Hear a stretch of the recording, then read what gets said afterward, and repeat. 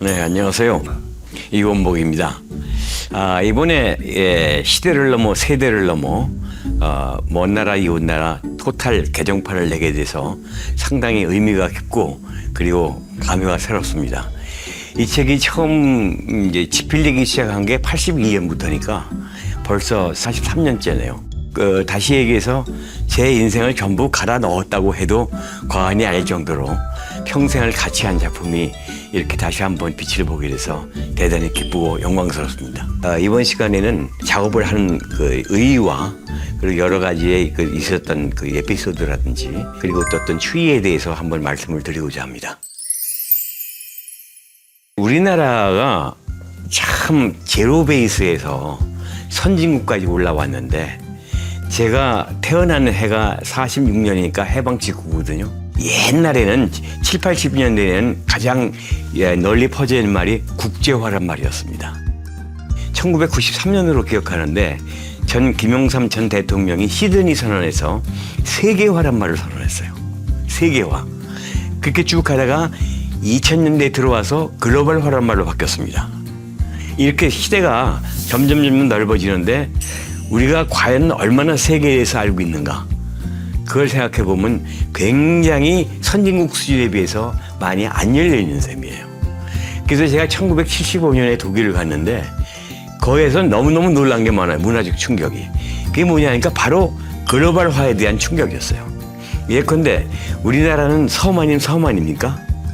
삼면이 바다로 막혀 있고 북쪽은 북한으로 막혀 있으니까 섬인데 독일을 갔더니 거기서 밤에 기차를 타면은 이태리까지 가는데 국경 3개를 넘는데 여권조사를 안 해. 그리고 독일에서 벨기에를 차를 타고 넘어가는데 110km 속도를 내고 국경을 그냥 지나쳐요. 그런 걸 보면서 가던 해에 얼마나 놀랬겠어요. 또 우리나라는 정말 그 외국인 구경하기가 어려웠던 시대였거든요. 이야, 이 외화도 참 드문 그런 상황에서 가난한 우리나라에서 여기까지 왔으면 혜택 받은 거 아니냐. 그렇다면 어떻게든 간에 이것을 우리 젊은 세대하고 공유해야 될 거 아니냐.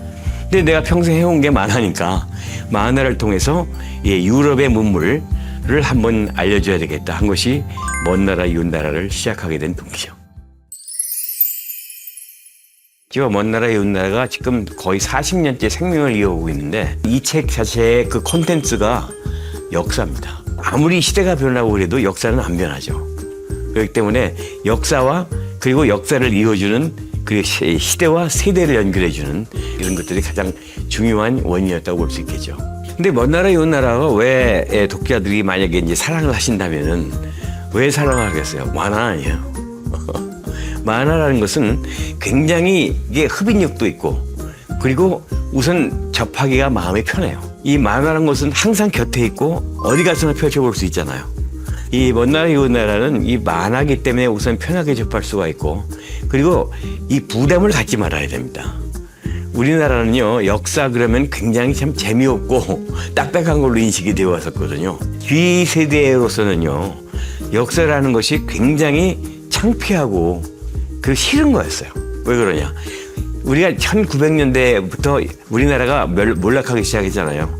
1910년에 멸망하고 조선이 멸망하고 45년에 남에 의해서 해방됐지만 분단되고 6.25 전쟁 터지고 이런 식으로 참 험난한 과정을 겪으면서 그만큼 역사에 대한 인식이 70년대 80년대까지만 해도 역사는 부끄럽고 그리고 잊어버리고 싶은 거였다는 얘기죠.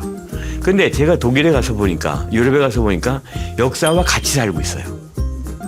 아무렇지도 않게 1812년 얘기를 하고 30년 전쟁을 얘기하고 그러면 역사란 게 뭔가? 이것은 잊을래야 잊어질 수도 없는 것이고 지울래야 지울 수도 없는 것이고 그것은 우리가 같이 살아가야 되고 역사를 모르는 민족에게는 미래가 없다고 하지 않습니까?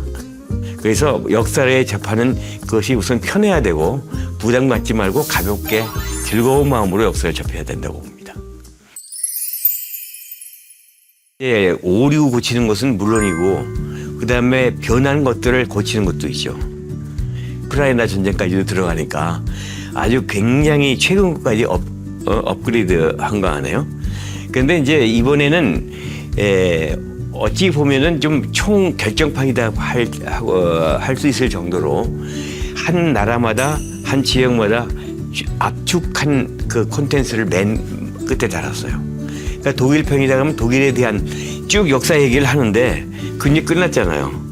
근데 그러면 독일 역사를 쭉 꿰뚫어 보았을 때 과연 이 나라의 역사는 무엇이 특징인가? 또 다른 나라와 어떤 것이 다른가? 그런 것들을 압축해가지고 뒤에 달았기 때문에 이걸 다 읽고 나시면 좀 더 이해하기가 좋으실 거예요. 불만을 가지신 분들이 많아, 독자 중에. 왜 이렇게 말이 많으냐? 좀 빨리빨리 쉽게 넘어가야지. 근데 첫째 그게 안 되는 게 저는 어렸을 때 아주 가난하게 커가지고 낭비라는 게 너무 허용이 안 돼요. 어떻게든지 나에게 허용된 그 공간에다 빡빡하게 집어넣으려고 애를 쓰는데 독자들은 그게 싫어하시죠. 그것이 어떻게 보면 참 불편할지도 모르겠는데 저는 진짜 하고 싶은 얘기가 많아요.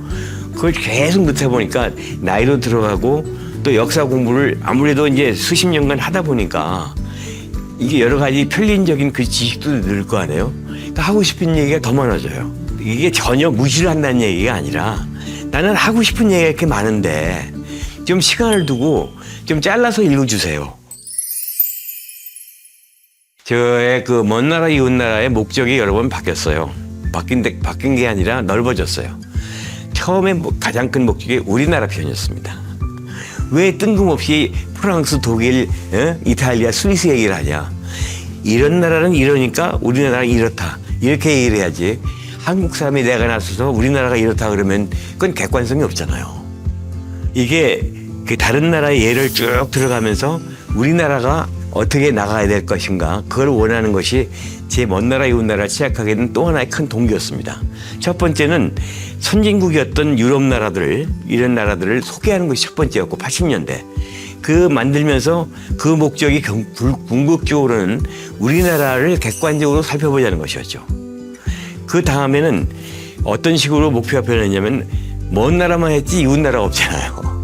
그래서 일본, 중국, 미국 편을 했고 그러다 보니까 쭉 나왔는데 이제는 최종 목표가 뭐냐니까 여러 지방을 했잖아요.